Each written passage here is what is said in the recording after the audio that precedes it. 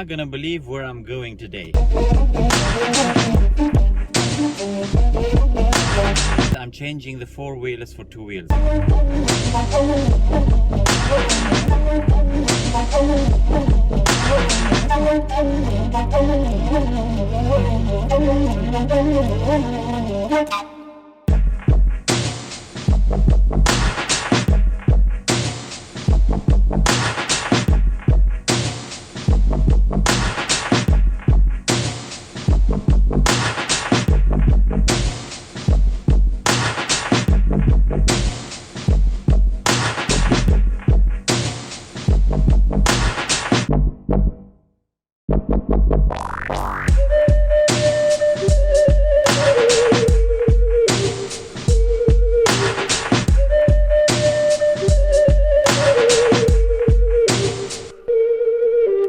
Have you seen that?